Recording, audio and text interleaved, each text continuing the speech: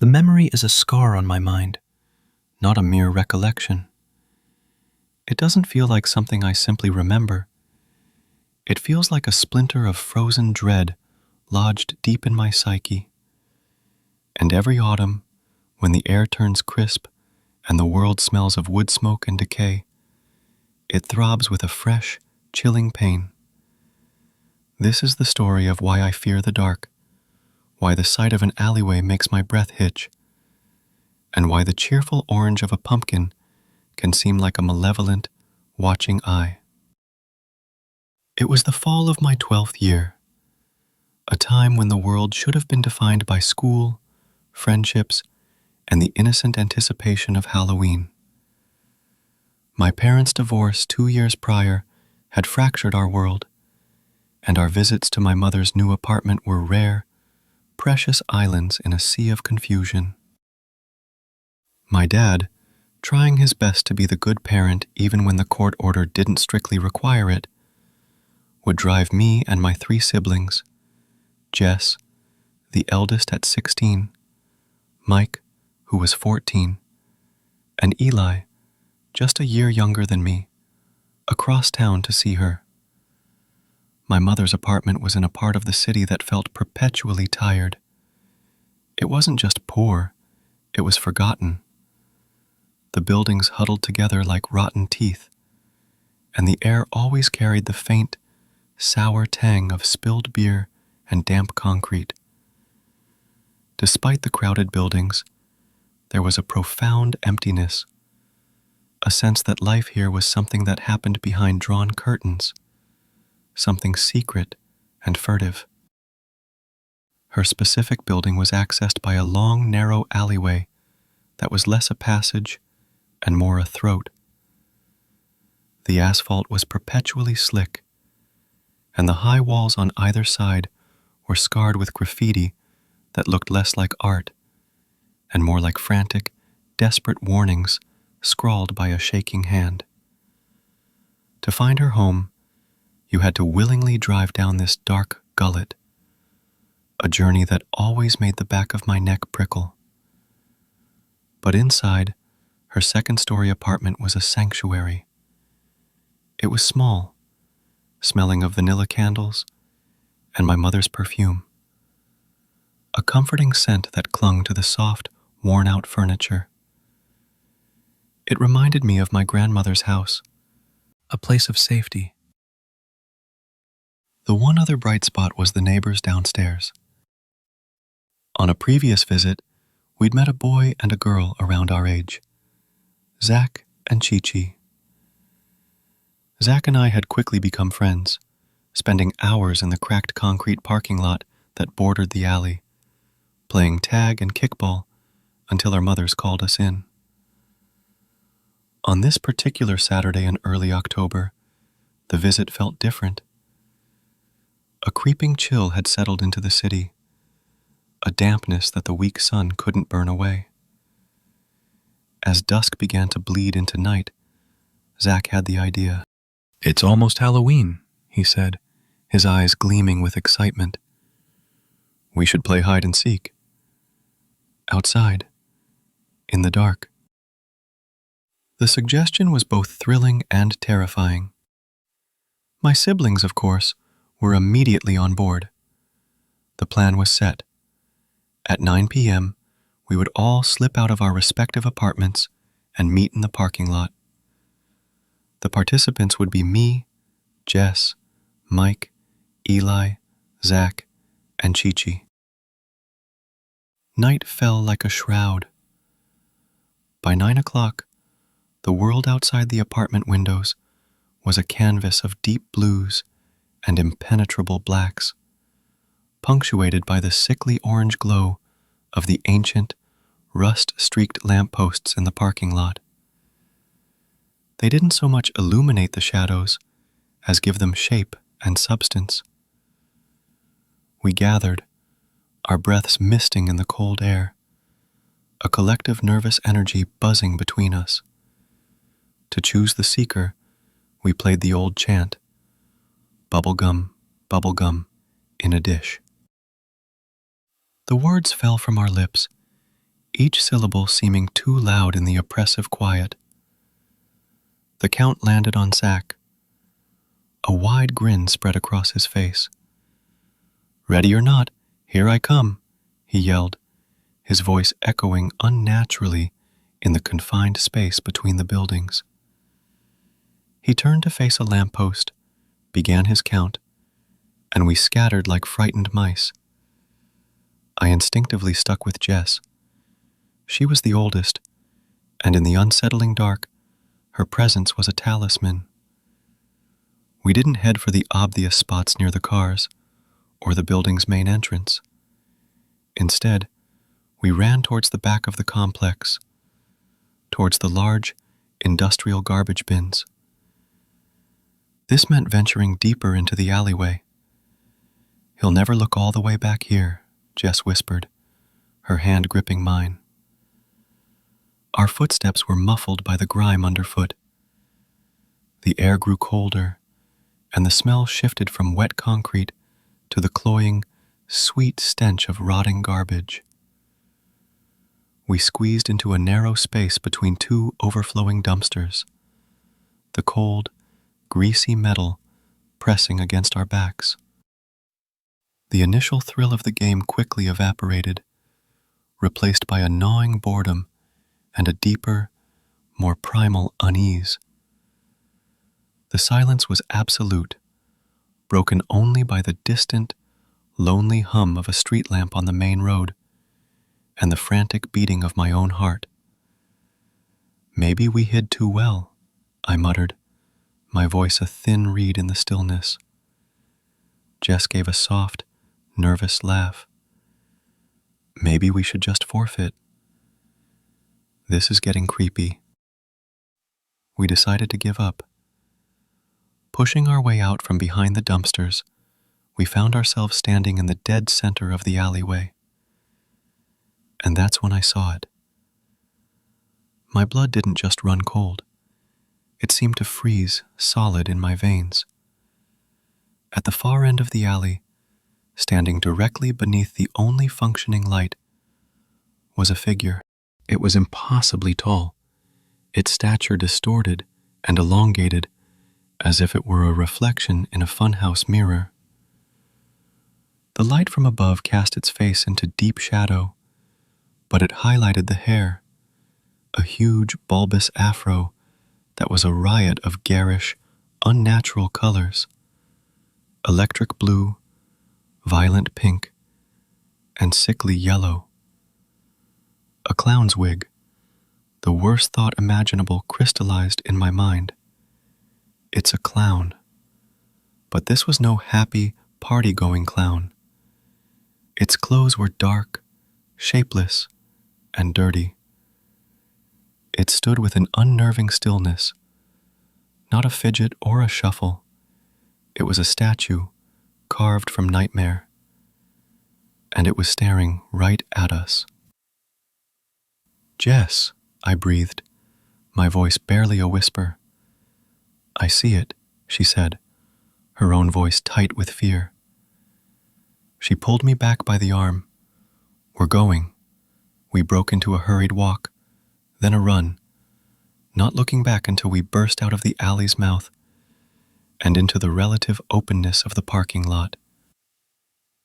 We nearly collided with Mike and Chi-Chi, who were crouched behind a beat-up sedan. "What are you doing?"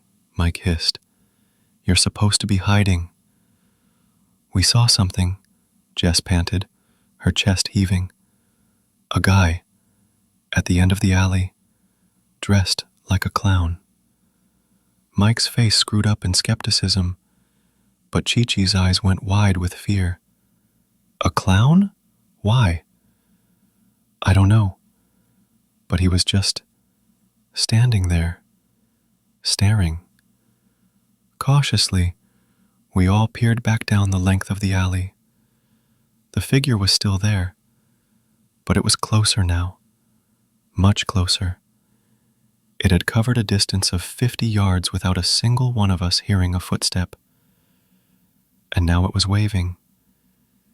It was a slow, deliberate motion, the arm moving up and down as if beckoning us from the bottom of a well. The movement was utterly mechanical, devoid of any human warmth. The light now fell more fully on its face, and we saw that it wasn't painted with cheerful red and white.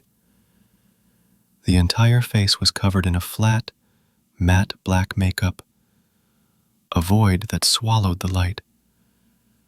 The only features visible were its eyes, 2 points of reflected orange light that seemed to burn with a faint, malevolent intelligence. A small, terrified sound escaped Chi-Chi's lips.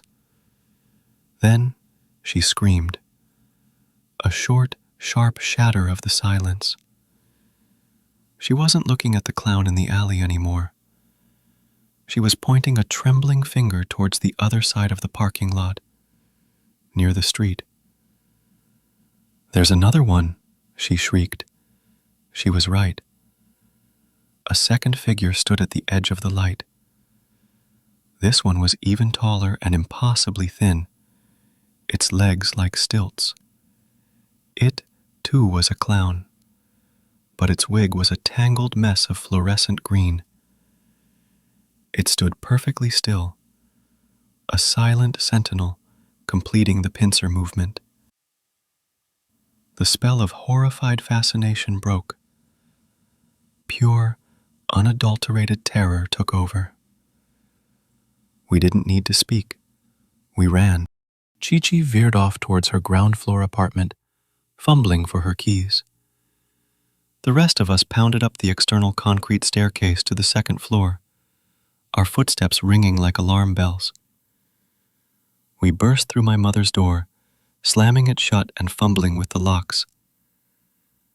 We found Eli in the living room, already pale and talking a mile a minute to our mother, who had her arms wrapped tightly around him. She looked up as we entered, her face a mask of relief and fresh fear. She gathered us all into a crushing hug. "Did you see them too?" Eli asked, his voice trembling. He told his story.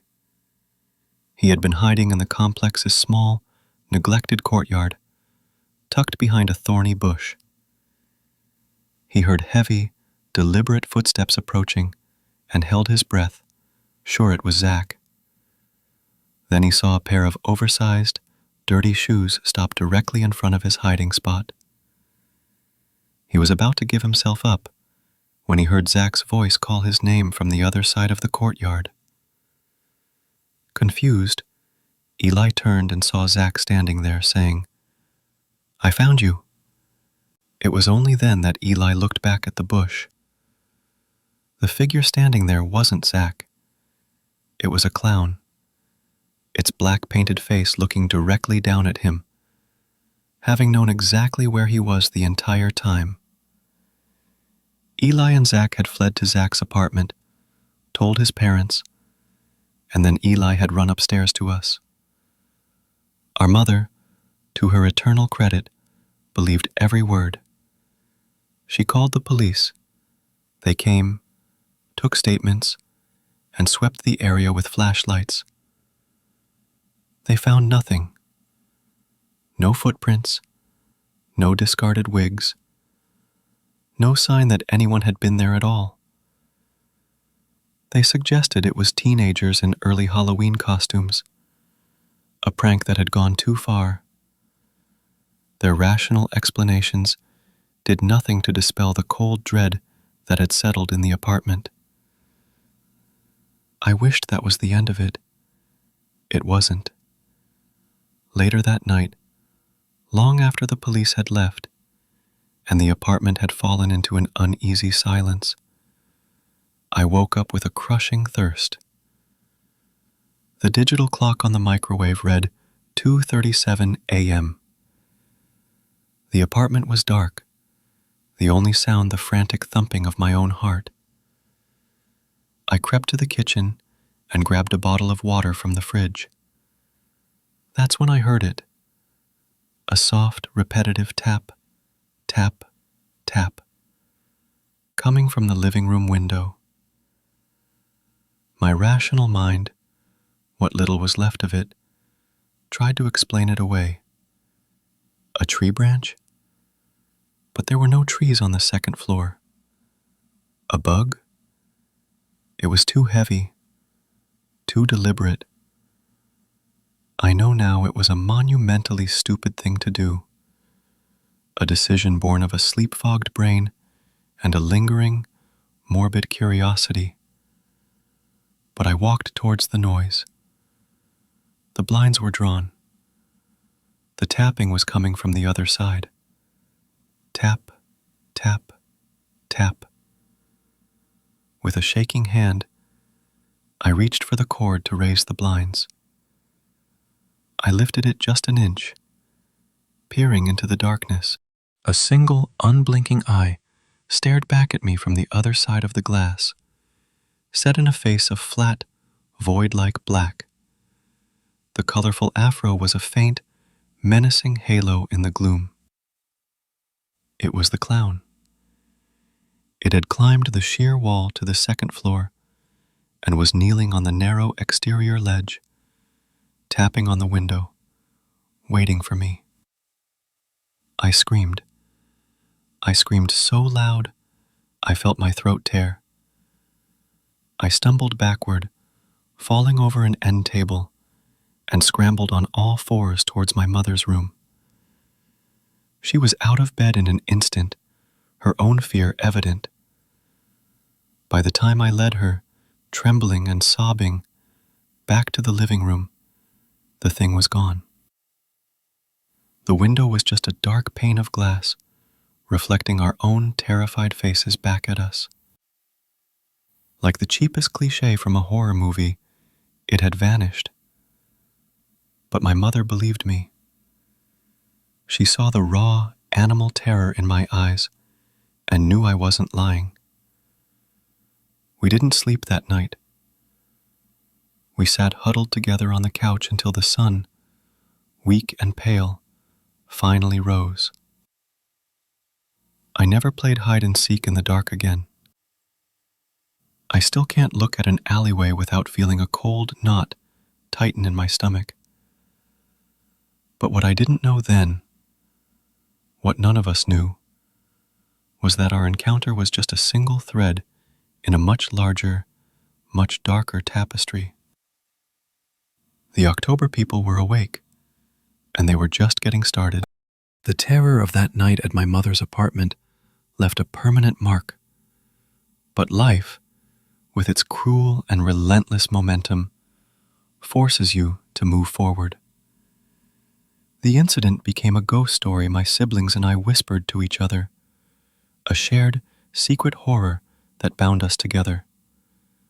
We never spoke of it to our father, afraid he would use it as an excuse to stop the visits to our mother. So, we buried it, letting the memory fester in the dark soil of our minds. A year passed. I was 13 and in the 8th grade, a little taller, a little more cynical, but the scaredy-cat core of me remained. My walk to and from Thomas Jefferson Middle School was a straight shot down Maple Avenue, a normally pleasant tree-lined street. Except for one house. It stood on the corner of Maple and Hemlock, a Victorian monstrosity that looked like it was slowly being consumed by the earth. Its paint was a leprous gray, peeling away in long, curling strips. The wraparound porch sagged in the middle like a broken spine, and the windows were cataracted with grime. It was the kind of house every neighborhood seems to have, a place kids dared each other to touch, a source of local legend.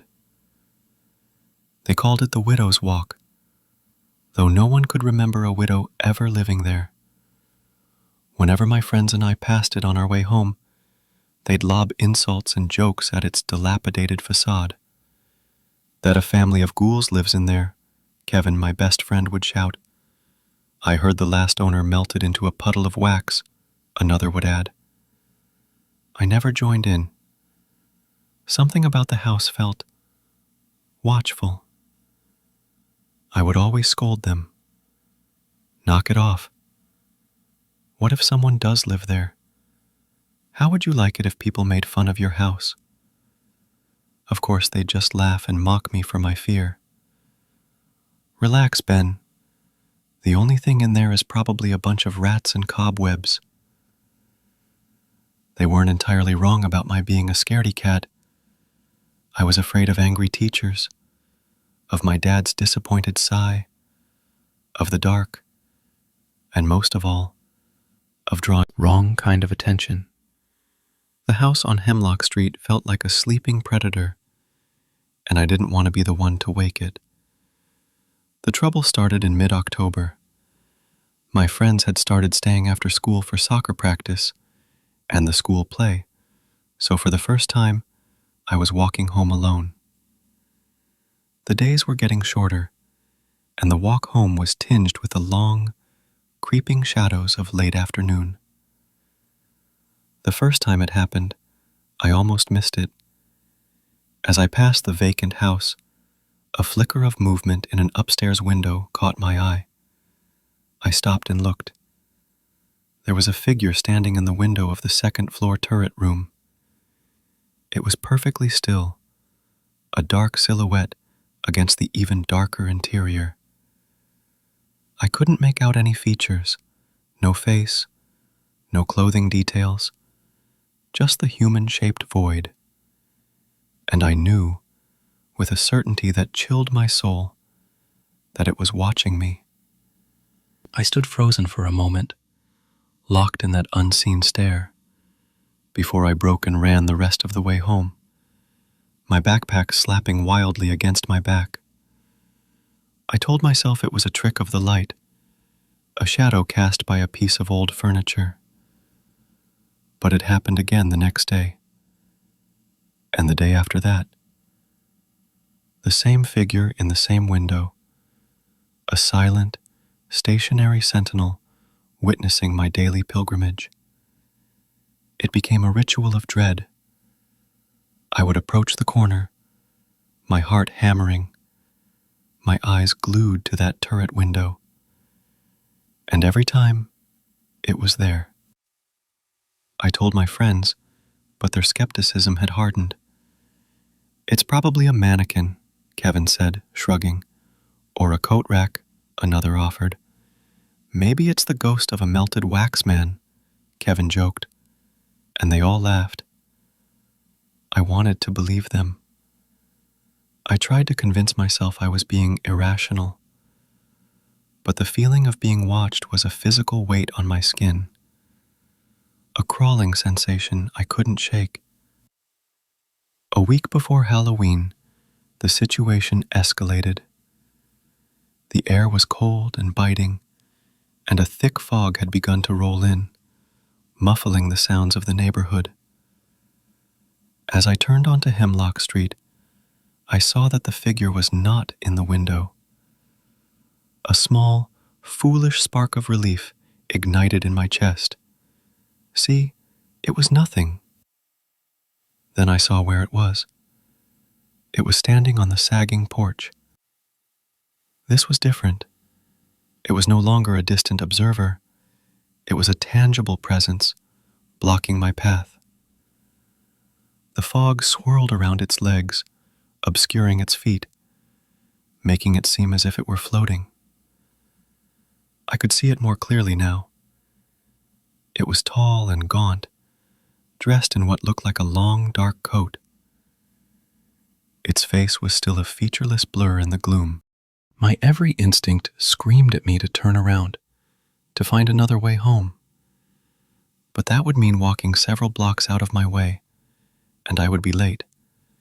My father's rule about being home on time was ironclad. So, I did the only thing my terrified 13-year-old brain could think to do. I put my head down, shoved my hands in my pockets, and tried to walk past as quickly and quietly as possible, offering up a silent prayer to a God I wasn't sure I believed in. I was level with the house's rusted iron gate when I heard the porch boards groan. I didn't want to look. I kept walking, my pace quickening. Creak. Another step. Closer. Creak. The sound was right behind me. I risked a glance over my shoulder. The figure was at the bottom of the porch steps, its head cocked at an unnatural angle.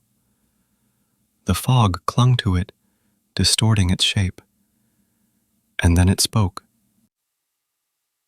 Its voice was a dry, rasping thing, like dead leaves skittering across pavement. The words made no sense, a jumble of syllables that sounded like a language that had never been meant for a human tongue. Catharla.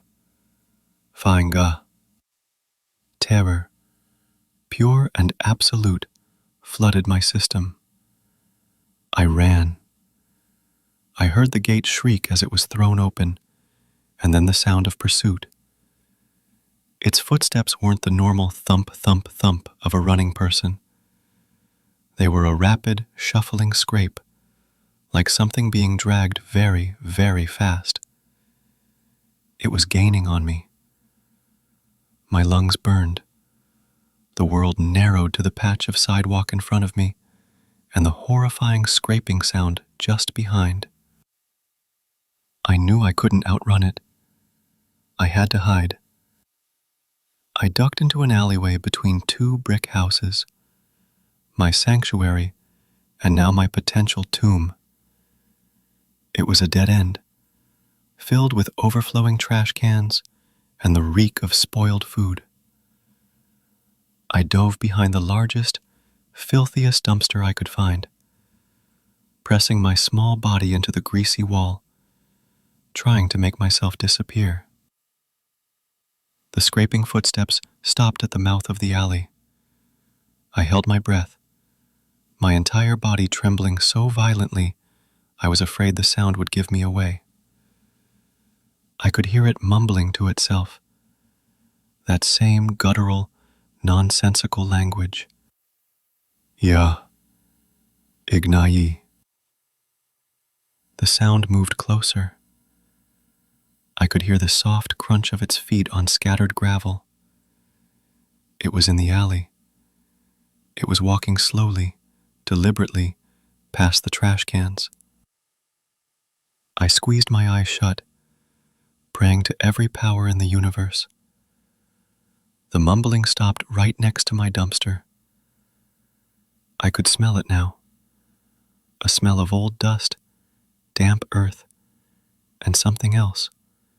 Something sour and metallic, like old blood. I could hear its breathing, a wet, rattling inhalation. It was right there, on the other side of the thin metal wall. If it took one more step, if it leaned over, it would see me. I waited for the end. Then, I heard the scraping footsteps again, but they were moving away. Faster now. It was running back out of the alley, its strange, dragging gait fading into the distance. I didn't move. I stayed crouched in that filth for what felt like an eternity, until the cramping in my legs became unbearable, and the initial shock had subsided into a dull, throbbing horror. When I was finally sure it was gone, I scrambled out and ran the rest of the way home, sobbing, my clothes stained and stinking. My parents were frantic. I was late, and I looked like I'd been through a war. Through hysterical tears, I told them everything. My dad, his face grim, immediately called the police. 2 officers arrived. They were patient, but I could see the doubt in their eyes. A tall man in a coat? Chased you? Spoke gibberish? It sounded like a child's overactive imagination. But they humored us. I gave them the exact location of the house. The next day, They called with an update. The news was not reassuring. It was profoundly unsettling. The house was vacant. It had been vacant for over 15 years. The last owner had died in a psychiatric hospital, and the estate had been tied up in legal battles ever since. The police had done a walkthrough. They found dust, decay, and signs of animals, but they found no evidence of a squatter. No sleeping bag, no food wrappers, no recent footprints in the dust. The officer on the phone suggested that perhaps a transient had been using the porch for shelter, and I'd startled him, causing him to act erratically. Case closed. But I knew. I knew what I had seen, what I had heard, what I had smelled. That was no homeless man. The gibberish it spoke, the unnatural way it moved, the feeling of ancient, concentrated malice that radiated from it. It was something else entirely. My friends were finally shocked into silence when I told them the police's findings. The house was truly empty.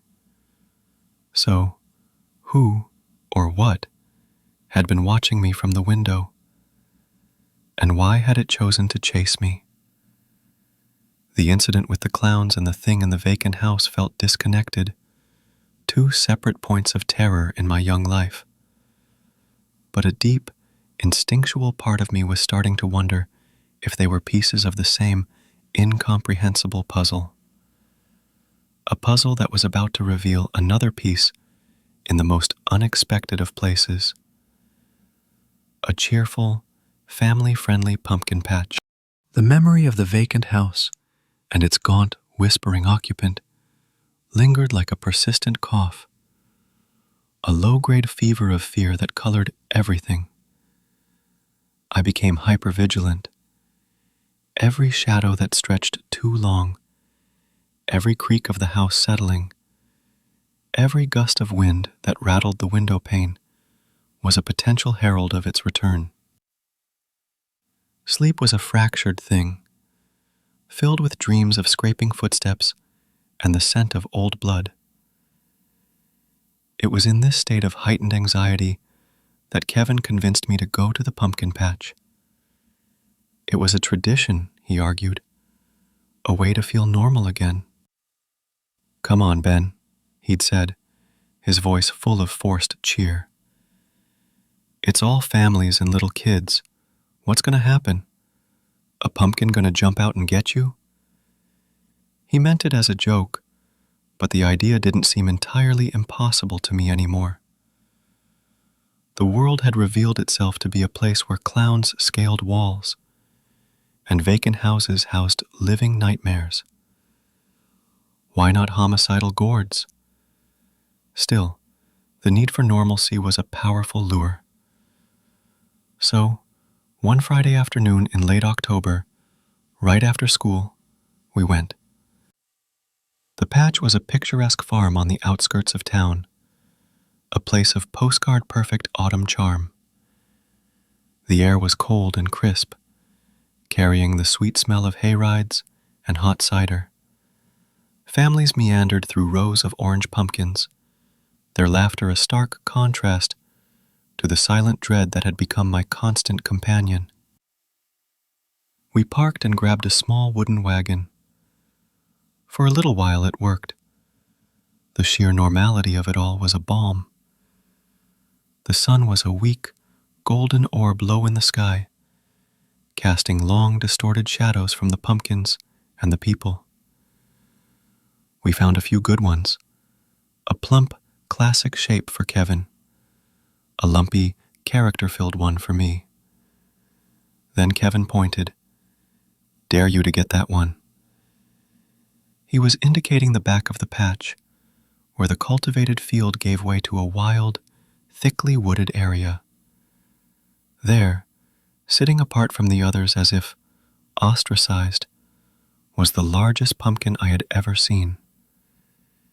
It was a behemoth, a pale, bloated thing the color of old bone, its surface scarred and warty. "The king pumpkin," Kevin said, grinning. "Go on. I dare you." A cold knot, familiar and unwelcome, tightened in my stomach. The path to the pumpkin was a narrow, muddy track, and the further we walked, the more the cheerful sounds of the main area faded, replaced by the oppressive silence of the woods. The wind, which had been a gentle breeze, now sounded like whispers as it moved through the bare branches of the trees. The shadows here were deep and pooling, and the late afternoon sunlight seemed unable to penetrate the gloom. When we reached the giant pumpkin, I noticed something else. Behind it, nestled just within the tree line, was a figure. At first, my brain, desperate for rationality, classified it as a scarecrow. It was tall and thin, wearing a wide-brimmed hat that shadowed its face. Its arms were outstretched rigidly to its sides, like a cross. But something was off. Its proportions were wrong, too elongated, its limbs too spindly. And then I saw the hat move. Just a slight, almost imperceptible tilt. It wasn't the wind. It was the motion of something breathing beneath it. "Kevin," I whispered, my voice hoarse. "Do you see that?" He turned, squinted into the shadows. "See what?" "It's just a bunch of trees and a stupid decoration. Probably to scare the crows. Now grab the pumpkin so we can go. It's getting cold." He didn't see it. The realization was like a splash of ice water. I was the only one who could see it. Just like I had been the only one to truly see the thing in the vacant house for what it was. My hands were trembling as I bent to lift the massive pumpkin. It was shockingly heavy and cold, its flesh unnaturally hard. As I struggled with it, I couldn't tear my eyes away from the figure. It hadn't moved, but its presence was a physical pressure, a weight on my soul. I had the insane, overwhelming feeling that it was smiling at me from under the shadow of that hat.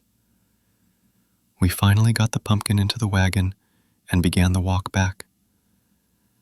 I kept glancing over my shoulder, my heart thudding against my ribs. The figure was still there, but with each glance it seemed closer. Had it taken a step forward, or was it just the shifting shadows playing tricks on my terrified mind? "Stop looking back, you weirdo," Kevin said, laughing nervously. He was starting to pick up on my fear. I couldn't help it. When we reached the edge of the pumpkin rows, I turned for one last look. The spot where it had been standing was empty. A wave of relief, thin and fragile, washed over me. See, a trick of the light, a Halloween prop. "You're losing it, Ben." We headed towards the payment stand, the path darker now as the sun dipped below the horizon. The world was painted in shades of deep blue and purple. As we passed the wooded area once more, I heard a sound that stopped me dead in my tracks. Crack. It was the crisp, loud snap of a dry branch. Kevin, a few steps ahead, didn't hear it. "What's wrong?" he asked, noticing I had stopped. My mouth was desert dry. I turned slowly, my body moving against my will. It was there, about 10 feet behind us, standing at the very edge of the tree line. It was no longer in its cruciform pose. Its arms hung limply at its sides, its long, pale fingers nearly brushing the ground. The wide-brimmed hat still obscured its face, but I could feel its gaze, a cold, focused attention that made my skin crawl. "Kevin," I managed to rasp. He turned and finally saw it. His joking demeanor vanished, replaced by a stunned silence. "What the hell?" he muttered. And then it moved. It didn't walk. There was no shift of weight, no bending of knees. Its head tilted again, a slow, predatory gesture, as if studying prey. Then, seemingly without moving its legs, it began to glide forward. It floated over the crumpled brown leaves, making no sound. Its motion was utterly smooth, a nightmarish approximation of walking that was far more terrifying than any run. It was closing the distance. I grabbed Kevin's arm, my nails digging into his jacket. "Run!" We didn't need to say another word. We ran. We abandoned the wagon, our prized pumpkins bouncing out and smashing on the ground. We sprinted towards the distant, welcoming lights of the farm stand, towards the sounds of normalcy and safety. I dared one look back. The thing had stopped at the edge of the pumpkin field. It simply stood there, a tall, thin sentinel in the deepening twilight, watching us flee. It didn't follow us into the light. It just watched. We reached the crowded stand, gasping for breath, our faces pale with terror. People stared at us, concerned. We paid for our remaining pumpkins with shaking hands and practically dove into Kevin's car, locking the doors immediately. On the drive home, I made him promise. "You saw it, right? You saw it move?" He was gripping the steering wheel so tightly his knuckles were white. "I saw something. A guy in a costume. It was weird." "It wasn't just weird, Kevin. It glided. It didn't walk." He didn't argue. He just stared straight ahead, his face grim. That night, I scoured the local community forums online. I found it buried in a thread about Halloween pranks getting out of hand. A single post from a username I didn't recognize. "Took the kids to Miller's pumpkin patch today. Around dusk, saw a really creepy guy in a hat and long coat standing by the woods near the big pumpkins. Thought it was a scarecrow at first, but then it was just gone. My son said it looked at him. Gave me the heebie-jeebies. Management should really keep an eye on that. It was real. I hadn't imagined it. The relief was fleeting, quickly replaced by a deeper, more profound horror. These weren't isolated incidents. They were connected. The clowns with their void black faces, the whispering Gaunt Man from the vacant house, and now this gliding, silent watcher in the pumpkin patch. They were different, but they shared a commonality, a feeling of wrongness, of being things that wore the skin of people, but were something else entirely. My grandmother, before she passed, used to talk about the old folk, beings that were older than the towns, older than the roads, who didn't like the noise and the light of man. She said they were mostly dormant, but that certain times of the year, when the veil between worlds was thin, they grew restless. Samhain, she'd called it, her voice a whisper. All Hallows' Eve. It's their time, not ours. We just borrow it. I had always thought they were just stories, the ramblings of an old woman. Now, I wasn't so sure. A new, terrifying name was beginning to form in my mind for the things I had encountered. A name that encompassed them all. The October people. And I had a sickening feeling they were just getting started. The incident at the pumpkin patch severed my last tether to a normal childhood. Fear was no longer an emotion. It was my ecosystem. I moved through the world like a ghost, seeing potential threats in every shifting shadow, flinching at every unexpected sound. My friends, even Kevin, started to treat me with a cautious distance. My terror was a contagion they didn't want to catch. My parents, worried sick, took me to a therapist. I sat in the quiet, beige office and talked about generalized anxiety and the psychological impact of my parents' divorce. I never mentioned the clowns, the Gaunt Man, or the gliding figure. I knew the words would sound insane. They would confirm what everyone was already thinking, that Ben was cracking up. The only solace I found was in the mundane routine of walking my dog, Baxter, a grumpy, middle-aged terrier mix who hated everyone except me. Our evening walks were a silent pact. I provided the direction. He provided a semblance of protection. His low growl at passing strangers a comfort.